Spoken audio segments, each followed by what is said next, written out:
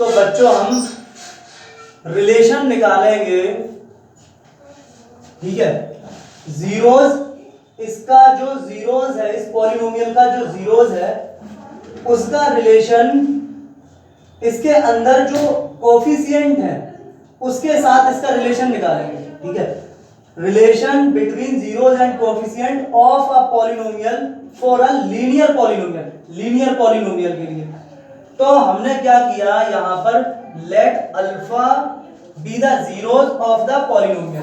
हमने ये कह दिया कि इस पॉलिनोमियल का जो अल्फा है वो जीरोज है।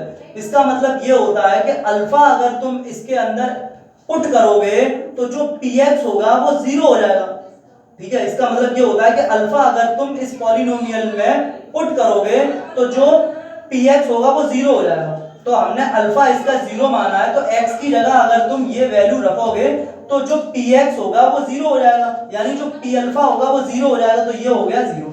यहां से हमने अल्फा की वैल्यू निकाली, तो अल्फा और जो कोफिशिएंट थे उसके साथ जो रिलेशन आया, अल्फा और उस कोफिशिएंट का रिलेशन आया -b/a।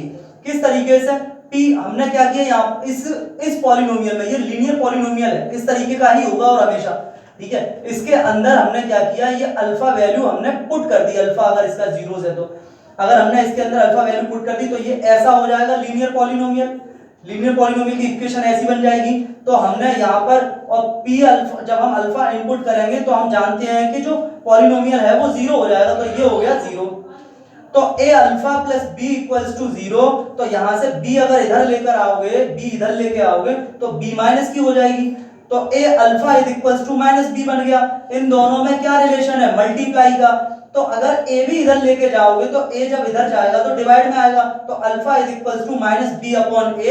ये रिलेशन हो गया हमारा जीरोज ऑफ पॉलिनोमियल और कोफिशिएंट ऑफ पॉलिनोमियल में ये रिलेशन आ गया हमारा फॉर लीनियर पॉलिनोमियल, ठीक है।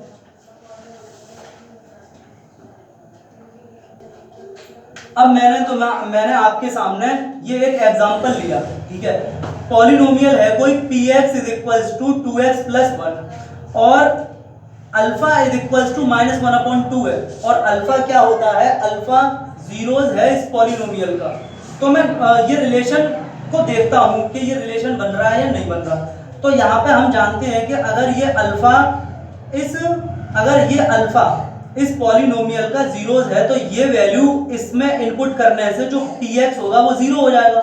इसका मतलब मैंने ये यहाँ पे पुट करी, यानी p alpha is equals to 2 alpha plus 1।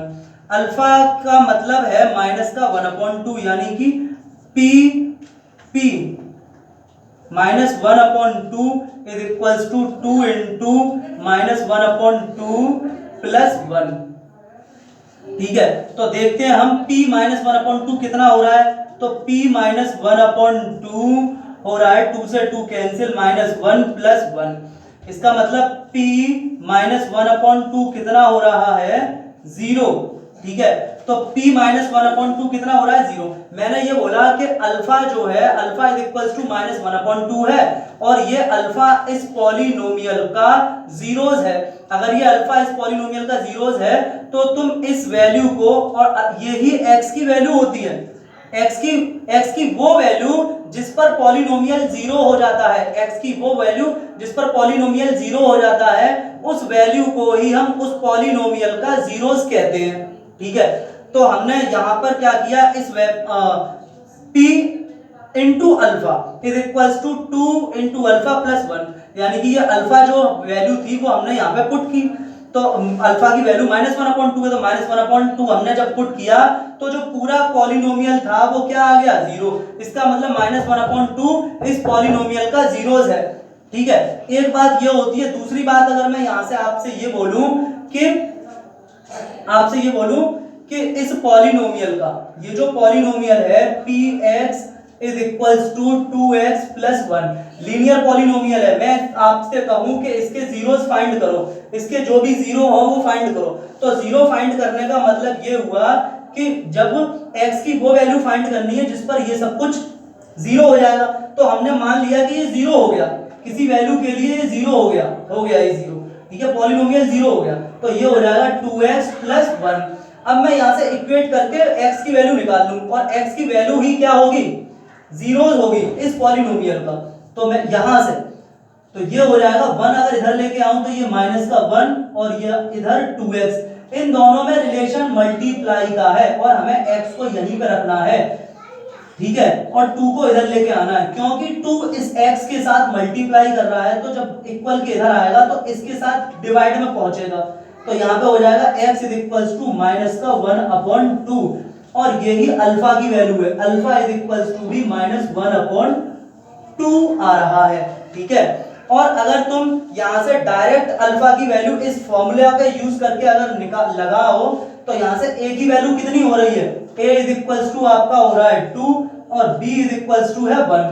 तो alpha is equals to formula हमने लिखा माइनस का b अपॉन a। अब a और b की वैल्यू यहां पे पुट करो तो ये आ जाएगा माइनस का 2/1, मतलब अल्फा की वैल्यू कितनी आ गई, माइनस का 2/1। यहां से अल्फा की वैल्यू कितनी आ गई, x की वैल्यू कितनी आ गई, माइनस का 2/1, ठीक है। तो ये रिलेशन हो गया, ये हो जाएगा b की वैल्यू कितनी है, यहां से a की वैल्यू 2 है और b की वैल्यू 1 है और फॉर्मूला होता है माइनस का b अपॉन a, तो यहां पर हो जाएगा 1/2। ये थोड़ा एरर हो गया था इसमें, ठीक है।